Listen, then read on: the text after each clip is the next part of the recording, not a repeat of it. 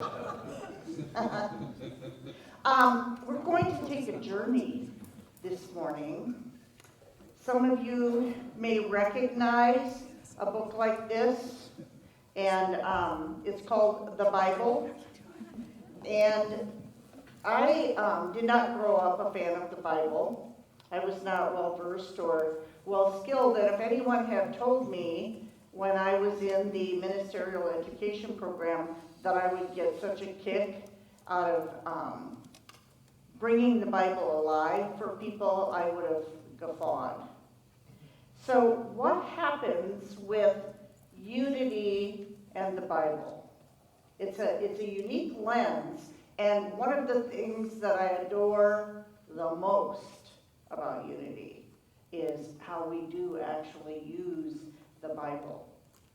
First of all, Unity co-founder Charles Fillmore, better known as Myrtle's husband, he taught us that the Bible, from the book of Genesis in the Hebrew Bible, all the way to Revelations at the end of the Christian Bible, they are all stories of our spiritual evolution.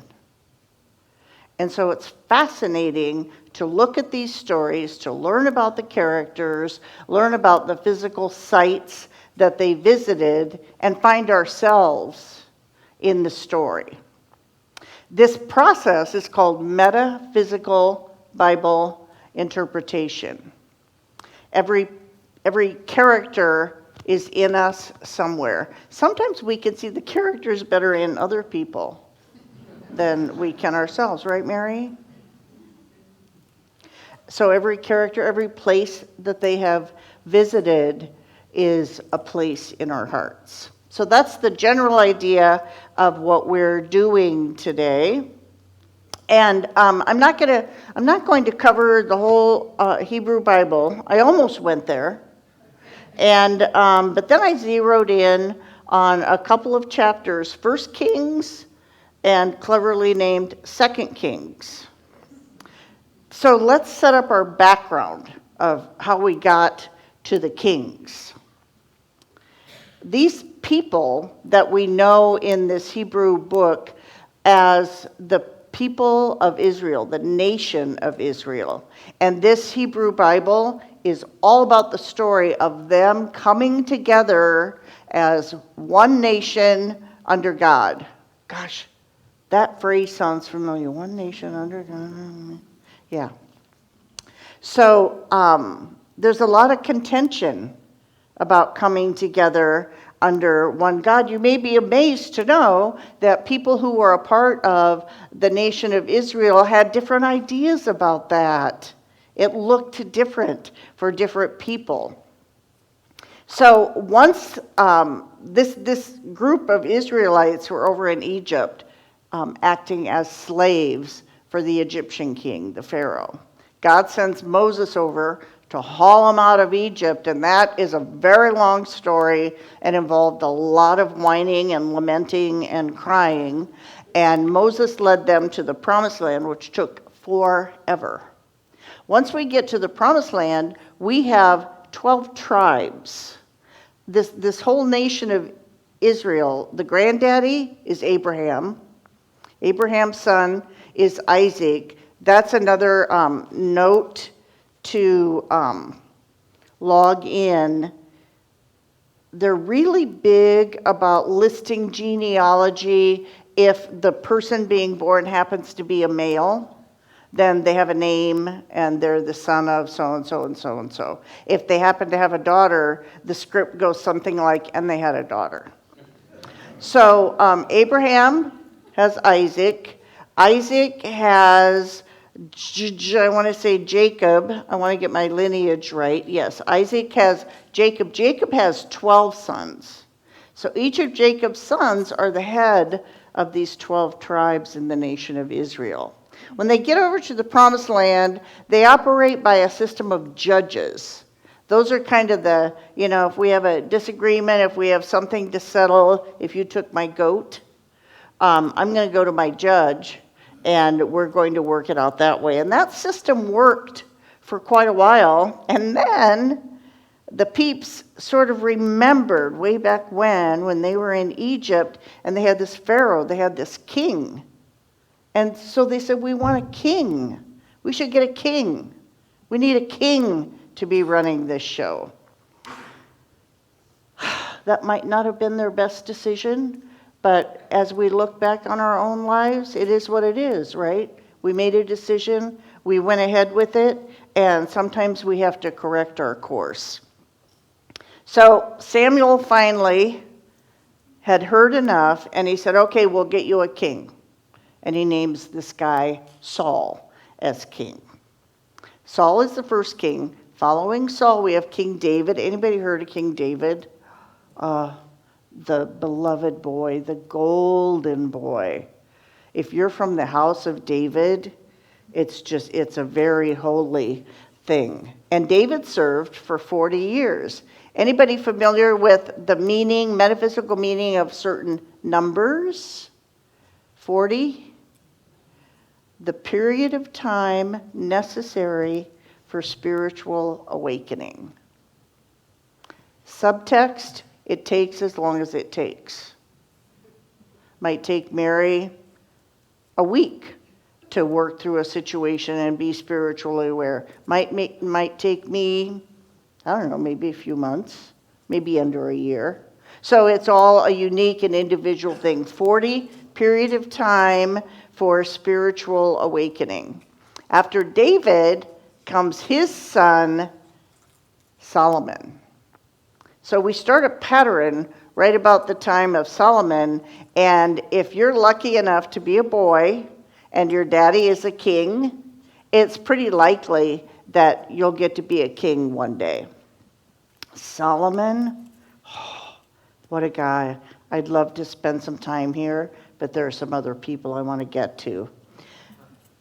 When Solomon stepped into his role, God said, what can I give you? What would we say? We're stepping into this hugely important role. We get to lead the whole kingdom, and God says, what can I give you? Solomon says, give me an understanding mind. In Unity's 12 Powers, understanding is my very favorite. Give me an understanding mind. Solomon was brilliant. He was rewarded with an understanding mind, and because he didn't ask for a Mercedes or a Hummer or a gold castle, he was also rewarded with lots of riches and wealth. He's a marketing genius. He set up trade in his area with neighboring countries and just built a thriving kingdom. The other big thing that Solomon did was to build the huge temple. And the temple really became the cornerstone for the whole nation of Israel. Guess how many years Solomon reigned? 40. Ding, ding. Solomon was there for 40 years. I'm going to fly over the next 7 chapters, you'll thank me later, of Kings, because we have king after king after king. Some serve for shorter periods, some serve for longer periods, but trust me, there was always a problem.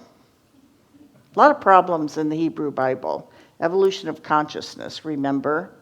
So if we fast forward, now we get to this guy called Ahab. He is king, and he has taken as his wife this little vixen named Jezebel. I seem to remember when we were in the ministerial program that Reverend Erin McCabe wrote a song, something about Jezebel. And in this part of the story, we have our lead character, Elijah. We'll learn a lot more about him. So Ahab, who is our Ahab? Well, take for instance Solomon. What can I give you? And Solomon says, an understanding mind. Now, if God had said to Ahab, what can I give you? Ahab would, I'd like a big fancy car. I want some really expensive designer clothing. I want a lot of gold in the palace. I want tables of feasts at my fingertips every day, and I don't want to have to lift a finger.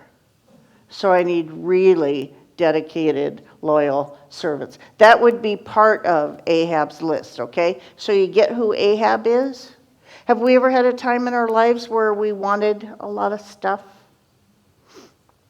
I was thinking the other day when I first learned about prosperity in Unity, I thought it was about getting stuff. For the longest time, I had a picture of a Mercedes convertible on my tack board at my office. I later learned that prosperity is a whole different thing. So that's Ahab. Jezebel, oh, a piece of work. And don't just think I'm talking to the females in the room. Everybody's got a Jezebel. She is completely driven by animal desires and instincts and earthly consciousness. When she's in charge, when she's running our show, we are completely disconnected from our divine nature. And she's all about unbridled passion. And you heard that phrase, what mama wants, mama gets. What Jezebel wants, Jezebel gets. She's the drama in the story. What good's a story without some drama, right? I mean, that's what keeps us interested. So we've got some good characters to explore here. Think about these two together. We have this guy that's just all material consciousness, gimme, gimme, gimme, and we have this female that's like, I'll take what I want, thank you very much, stand aside. These two form a marriage. So, gosh, I hope our times are short and limited when both our Ahab and our Jezzy are showing up at the same time, because, that gets messy in a real hurry. Then we have Elijah. Let's get a handle on what is a prophet. Prophets are really huge in the Hebrew Bible. Prophets have a direct pipeline to God. You know how in some faith traditions we need to go talk to the priest or the minister about what a terrible person we've been and how we've sinned and all the things that we've done wrong, and we look to that person to absolve us from our sins. So it's like we have an earthly intermediary between us and spirit. Prophets have a direct pipeline, and it's understood that the inspiration for us comes through our prophet. And the other thing about prophets is they get spiritual law.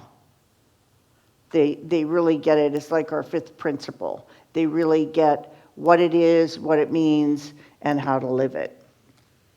So these prophets relayed this information direct from God to the peeps, and they schooled the peeps about spiritual law, how to live it. And here's the big thing for prophets.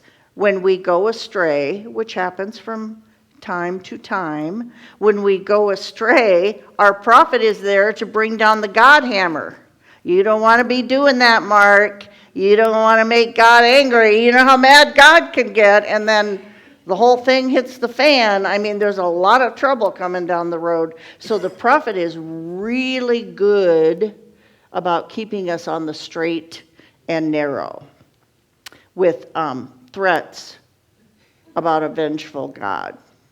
Evolution of consciousness. Remember that phrase, okay? So that brings us back to Ahab and Jezebel. They didn't worship the God of Israel.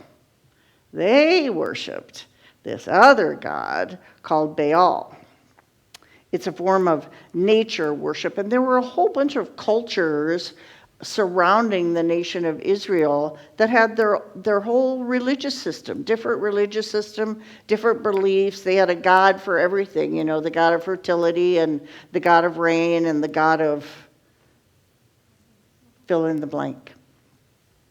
So We run into these folks that worship Baal real frequently in these stories in the Hebrew Bible, and things always get contentious when someone from the nation of Israel bumps heads with someone who's worshiping Baal. Now we have a sense, we know who our Ahab is, we know who our Jezebel is. Let's zero in our prophet. This Elijah was known as the great prophet. Just really a stellar God. And our Elijah, that is a part of us, is one who champions the cause of God. We live by spiritual law. We are here to encourage and support those around us to worship our spirit. So, of course, God is going to send Elijah over to see Ahab, right? Because we have the situation where they're worshiping these other gods. And Elijah comes over and says, stop worshiping two gods. Pick one. But you can't have both. You can't be going back and forth. So we're in the book of 1 Kings, and they have this interesting contest, I'm going to call it. So Elijah says to the prophets of Baal, choose one young bull and prepare it first. Lots of sacrificing animals on altars to atone for our sins. That's a very common practice here.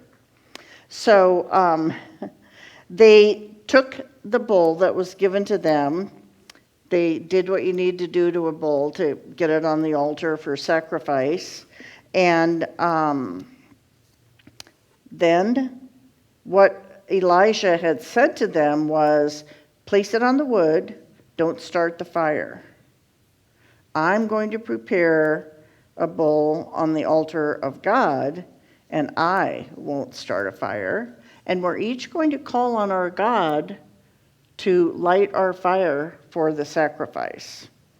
And the prophets of Baal were like, yeah, let's do it, bring it on. So they get the bull on there, they get all ready, and then they said, answer us, Baal. From morning until noon they cried out for their altar to be set on fire to sacrifice this bull. And they kept saying, answer us, answer us. And there was no sound. And there was no one answering.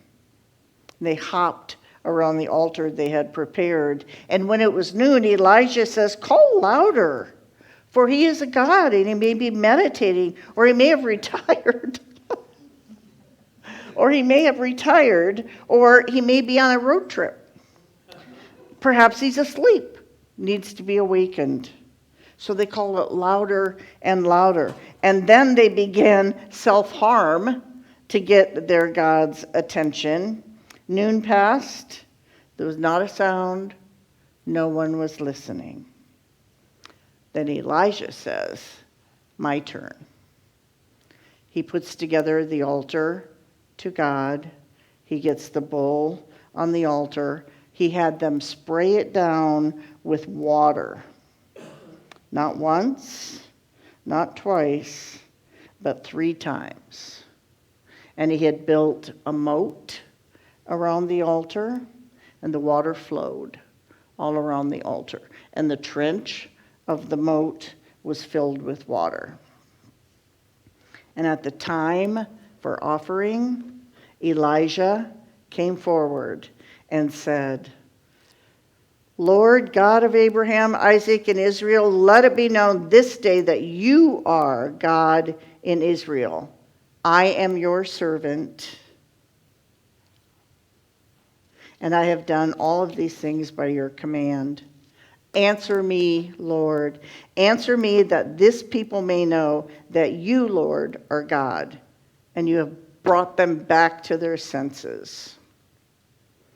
The Lord's fire came down and consumed the sacrifice and the altar. Right after that incident, a lot of murdering in the Hebrew Bible, a lot of slaying people. So Elijah ordered that over 400 prophets of Baal be taken out. Then King Ahab ran home and said to Jezebel, "My altar didn't light on fire, and Elijah killed all of our prophets." Ooh. Jezebel was furious. She sent a messenger to Elijah, and she said, "I'm coming for you."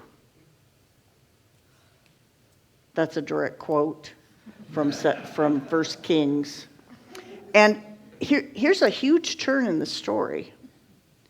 Elijah freaked out, and he ran away. Why do we suppose Elijah is scared of Jezebel? How does a woman of the lowest animal consciousness get in the mind of the prophet, the true and strong man of God? And it makes me wonder, what is up with that? Have we had times in our lives where we've felt, fully connected, deeply anchored, living from the center, in the zone, and someone or something comes along in our lives and we just completely lose our bearings? Has anybody had that experience? Like, we're in the zone, everything's going okay, and this incident happens, and we can completely skid off the road. And we land squarely in the ditch of lower consciousness, of error thinking. We might even get to the point where we're thinking, where is my God? Retired, on a road trip, not listening, ignoring me. Has anybody ever had that feeling? Like, I'm praying, and I'm getting nothing. So Jezebel gets in Elijah's head, and now we're getting into this little trip that Elijah takes. So we're going to talk about the specific places where he stops and when we've been in that place. His first place to run is the well at Beersheba. And when we're at the well, this story of the well goes way back to Abraham. When we are at the well, we can see a union of the inner divine consciousness and the outer self. So it's like our human nature and our divine nature fully align when we are at the well. The living water, yes, the life and the sustenance and the nourishment. So at the well, we take hold of this reservoir, this infinite reservoir of life. And then comes the awareness not to harm the outer man.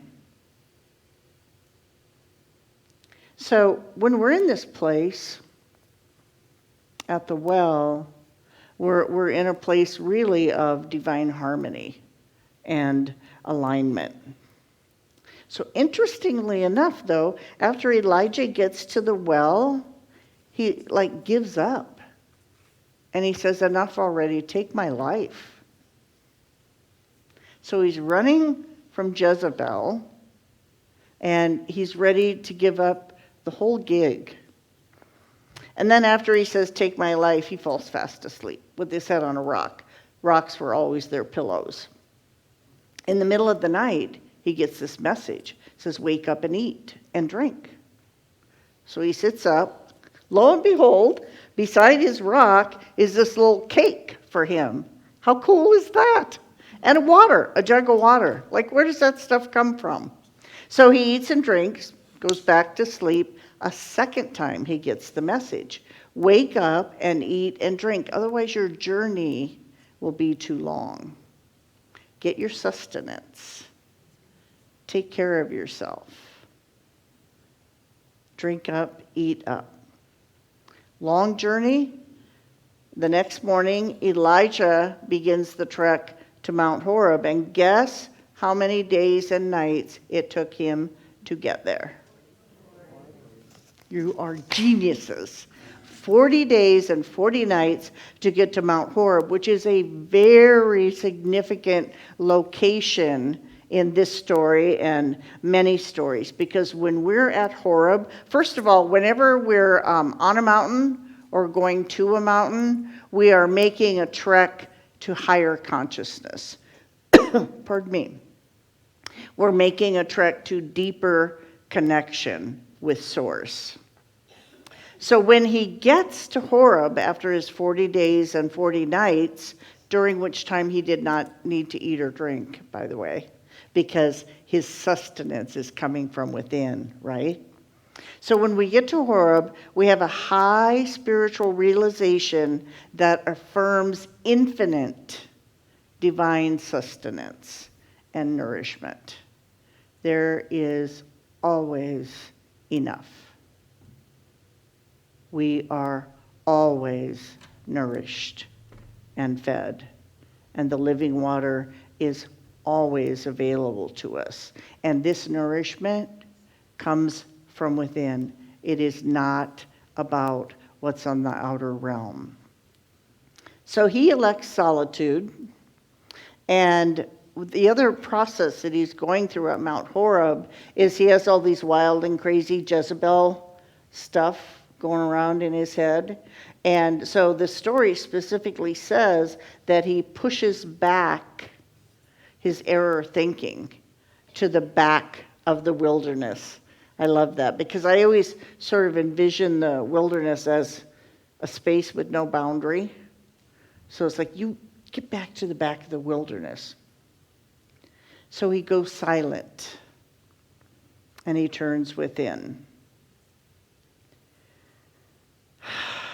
He's in a cave up on the mountain, and out of the blue, he hears this question. Why are you here, Elijah? What would you say? Why are you here? You're up in this very sacred spiritual space. You're hiding out in a cave. You're running from someone. Why are you here? And Elijah basically says, listen, I'm up against a lot. My whole life, I've dedicated myself to the cause of one God for the nation of Israel, but the peeps are way off the rails. They have blown the covenant. They've torn down the altars. They've murdered our prophets. I'm all alone here, and they're coming for me.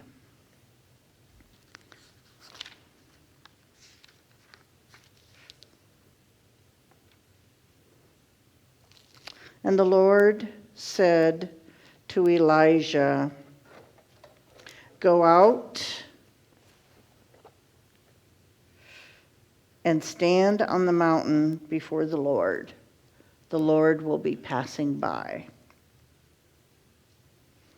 A strong and heavy wind was rending the mountains and crushing rocks before the Lord. But the Lord was not in the wind. After the wind, there was an earthquake, but the Lord was not in the earthquake. After the earthquake, there was fire, but the Lord is not in the fire. And after the fire, there was a tiny, whispering sound. And when Elijah heard this, he hid his face in his cloak, and he went and stood at the entrance of the cave. And a voice said to him, Elijah, what are you doing here? And you know how we like to repeat our story? So Elijah said the same thing that he said before. I'm up against a lot. I've, served the cause. This woman's after me. I'm all alone.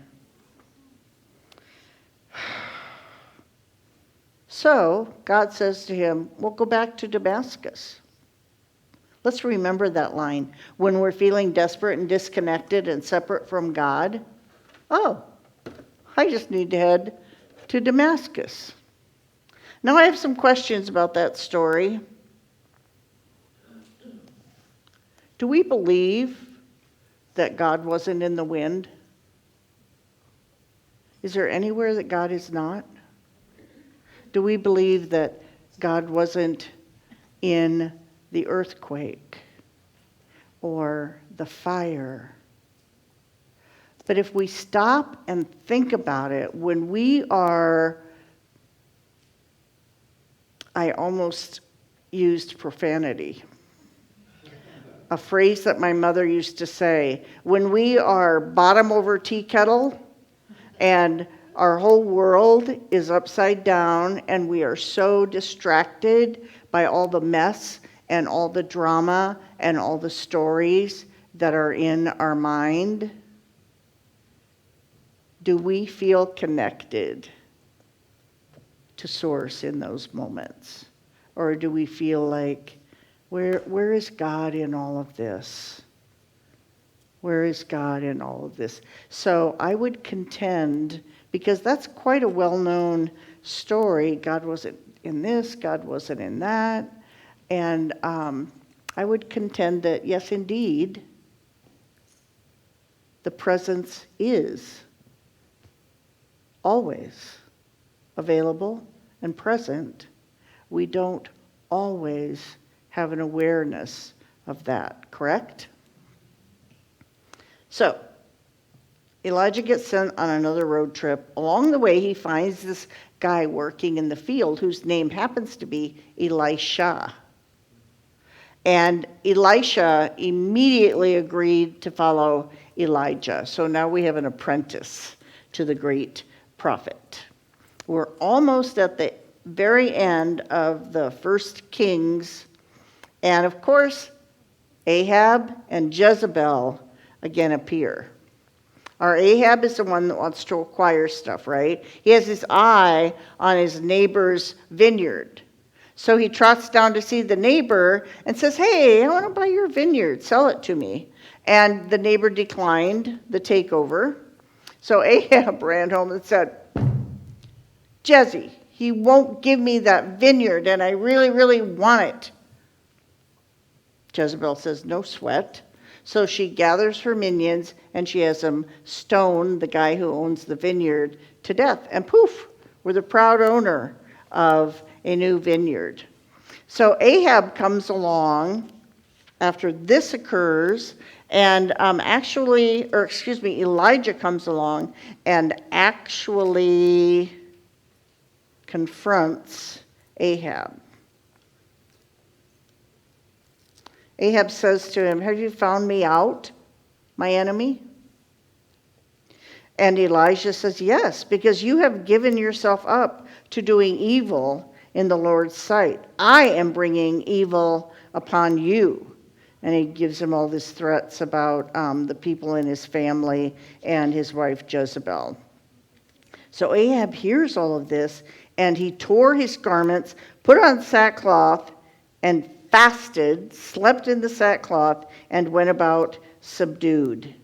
He humbled himself before the great prophet. It might be possible here that Ahab started to see the error of his ways.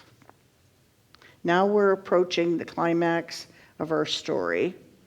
Elijah and Elisha are on this significant journey, and they're stopping at key cities. They start at Gilgal, which when the nation of Egypt came into the promised land, this was their first camp.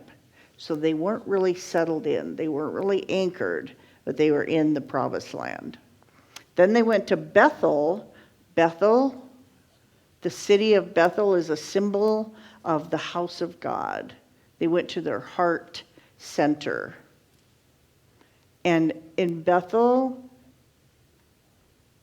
the stuff that seemed separate, our connection with spirit that seemed apart, is brought into alignment.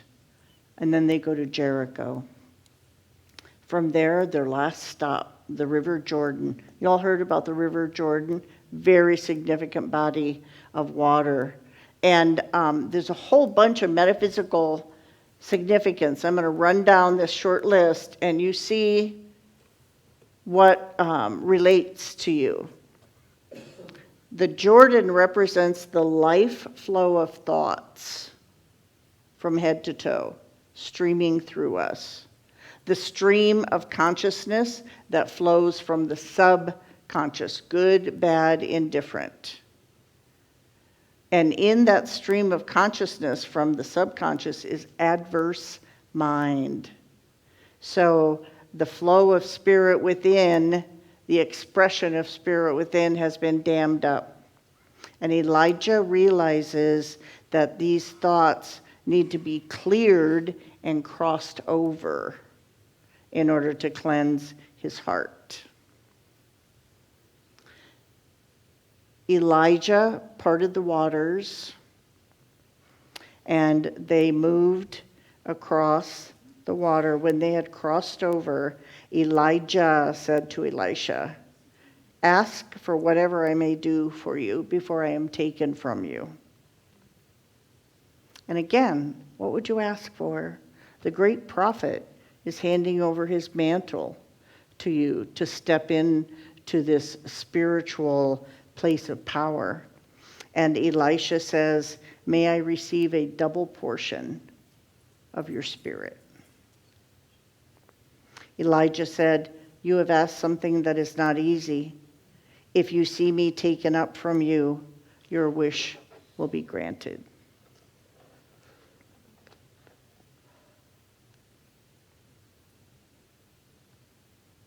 And Elijah, after both Elijah and Elisha crossed the Jordan, and Elijah is taken up in a whirlwind to the heavens. We're all in the camp that heaven is not a physical place, yes? He's taken up to a state of consciousness where he is the full expression of the Christ consciousness. So, as we head into meditation this morning, I invite you to take a few questions with you. The one that jumps for you the most. When and why do we clamor for a king? When do we feel like we need an authority figure in our lives to control us, to manage us as a mere minion of the kingdom? Here's another question. To whom or what have we given our authority? It could be a person, it could be a thing. What about Elijah? He was afraid, he ran, he made his spiritual journey through the heart, through the intellect, to the River Jordan, to cleanse himself. Can we identify that in us? Can we identify our courage and our ability to confront that which makes us afraid? And to move through the spiritual process of the intellect, the heart space, and the deep cleansing.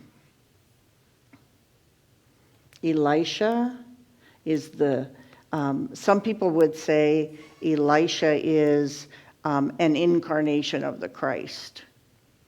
Elisha is the great I am.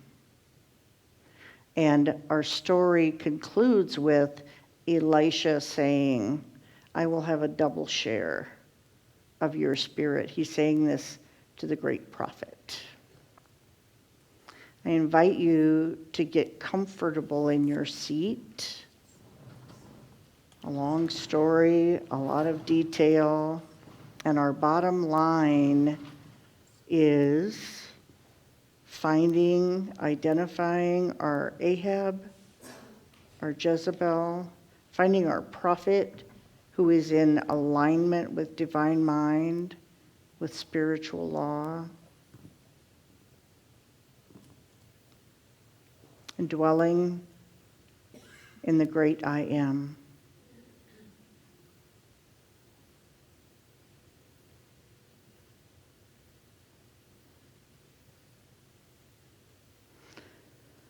I am at the mountain to know and understand that I am an expression of spirit. An indwelling force, an energy, a movement, a principle that is active, animated, and alive in me. Wherever you might find yourself in this story is obviously exactly where you need to be right now. And so can we rest in the knowing, even if we're in the middle of the fear, the confusion, the kerfuffle, can we remember that Spirit is in the midst? I know that I know that I know God is in the midst. I am that I am.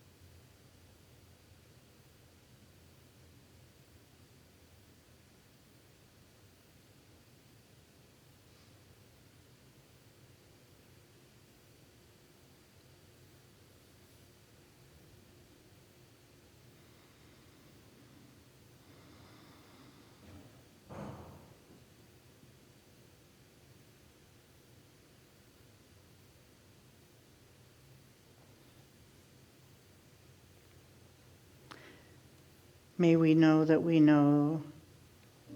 are born blessed. May we know that we are here in this time, in this place, in this space to express to the highest and best of our ability, to express truth, divine love, and the great I am. And so it is. Amen.